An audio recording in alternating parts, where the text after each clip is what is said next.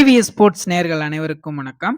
IPL 17வது சீசனோட 20வது match பார்த்தீங்கன்னா, Mumbai Indians டீமுக்கும், Delhi Capitals டீமுக்கும் மும்பையோட ஹோம் கிரவுண்டான வான்கடே மைதானத்தில நடந்துச்சு. இந்த மேட்ச் பார்த்தீங்கன்னா, ரொம்ப ஒரு விறுவிறுப்பா நடக்கும்னு சொல்லிட்டு எல்லாருமே எதிர்பார்த்த மேட்ச்ன்னு தான் சொன்னோம். ஏன்னா, ஒரு வெற்றியவே சந்திக்காத டீம் தான் மும்பை டீமு. ஒரு வெற்றி வந்து ஒரு வெற்றி எடுத்துட்டு, அதுக்கப்புறமேட்டு ஒரு புவர் பெர்ஃபார்மன்ஸ்ல இருந்த டெல்லி டீமுங்க வந்து இந்த மேட்ச வின் பண்ண கட்டாயத்தில இருந்தாங்க. அந்த மேட்ச் பார்த்தீங்கன்னா, ரொம்ப சூப்பரா போணுச்சுன்னு சொல்லணும். மும்பை டீம் பார்த்தீங்கன்னா, வேற லெவல்ல ஒரு பெர்ஃபார்மன்ஸ் குடுத்துருக்காங்க. அவங்களோட ப்ளஸ் பாயிண்ட் பார்த்தீங்கன்னா, அவங்களோட பேட்டிங்கு. அந்த பேட்டிங் பார்த்தீங்கன்னா, சூப்பரா அவங்க குடுத்திருந்தாங்க. அதுவும் டாஸ் வின் பண்ண டெல்லி டீம் பார்த்தீங்கன்னா, பவுலிங் சூஸ் பண்ணாங்க.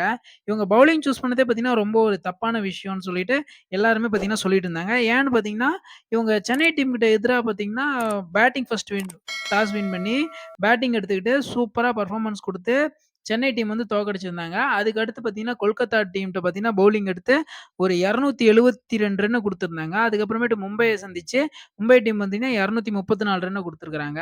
இவங்க வந்து ஒரு ஹை ஸ்கோரிங் கேம தான் எல்லா டீமுக்குமே குடுத்துருக்காங்க. இது பார்த்தீங்கன்னா, அவங்களுக்கு பார்த்தீங்கன்னா, ரொம்ப ஒரு டிராபேக்கா இருந்துச்சு.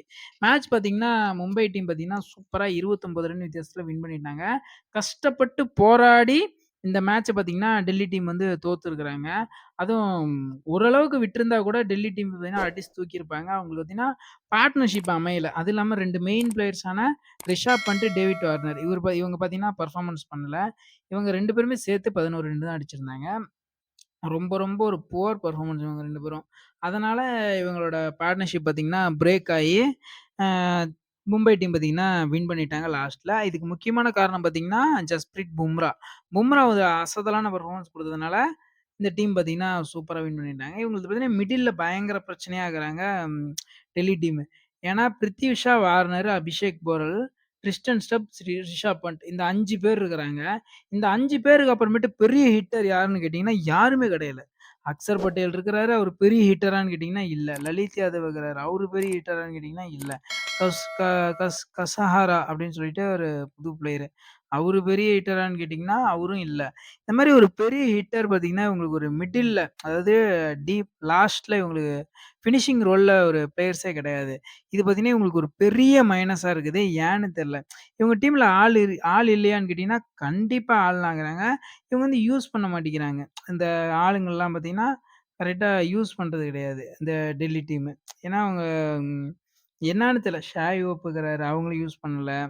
ஒரு மேட்ச் பார்த்தீங்கன்னா, பெர்ஃபார்மன்ஸ் பண்ண பண்ண தான் அவங்களோட வேல்யூ எல்லாமே தெரியும். ஆனா இவங்க பார்த்தீங்கன்னா, ஒவ்வொரு மேட்ச்லயே விட்டுர்றாங்க. அதே மாரி பார்த்தீங்கன்னா, ஃப்ரெஷர் மெக்ரூக் இருக்கிறாரு. அவருக்கு பார்த்தீங்கன்னா, நீங்க வாய்ப்பு குடுக்கல. அவரு கொஞ்சம் மிடில்ல கொஞ்சம் விட்டுருந்தீங்கன்னா, அவரு கொஞ்சம் நல்லா விளாசுன்னு விளாசிருப்பாரு. சரியான பிளேயர் அவரும். அவருக்கு வாய்ப்பு தரல. ஆனா மும்பை டீம் பார்த்தீங்கன்னா, இன்னைக்கு கிடைச்ச வாய்ப்பு பக்காவா பயன்படுத்திட்டாங்க. அவங்க டீம்ல பார்த்தீங்கன்னா, பெர்ஃபார்மன்ஸ் பண்ணலன்றது பார்த்தீங்கன்னா, சூரியகுமார் யாதவ். இவரு மட்டும் தான் பெர்ஃபார்மன்ஸ் பண்ணல. திலக் வர்மா பண்ணல. இவங்க 2 பேர் பெர்ஃபார்மன்ஸ் பண்ணியிருந்தாங்கன்னா, 270 ரன் என்ன 80 ரன்னே அடிச்சிருப்பாங்க. அந்த அளவுக்கு பார்த்தீங்கன்னா, இவங்க 2 பேரும் தரமான பிளேயரு. ஏன்னா, இவங்க 270 ரன்னு அடிக்க விட்டவங்க தான். அதனால நான் சொல்றேன். அந்த ரன்ன பார்த்தீங்கன்னா, இவங்க அசால்ட்டா அடிச்சிருப்பாங்க. இவங்க இந்த 230 ரன் அடிக்கிறதுக்கு முக்கியமான காரணம் பார்த்தீங்கன்னா, ரொமாரியோ ஷெப்பர்ட் தான். வருவாரு தலைவன் 10 பால்ல 39 ரன்னுங்க. அந்த லாஸ்ட் ஓவர் ஃபுல்லா 4 சிக்ஸு 2 பவுண்டரி. ஒரு பால் கூட சிங்கிள் டூ கிடையாது. சரியான அடி போட்டு வெளுத்துட்டாரு. செம்ம பெர்ஃபார்மன்ஸு. 234 ரன் இதனாலேயே அவங்களுக்கு கிடைச்சிருச்சு. அதுவும் லாஸ்ட் ஓவர்ல மட்டுமே 32 ரன்ன்றப்ப 202லருந்து ஒரு 10 ரன்னு 212 இந்த மாரி ஒரு 15 ரன் 217னா கூட டெல்லி டீம் அத ஓரளவுக்கு மேனேஜ் பண்ணி கொண்டு போயிருப்பாங்க. ஆனா, அவங்க பார்த்தீங்கன்னா, இந்த மேட்ச வந்து அங்க தான் விட்டாங்க.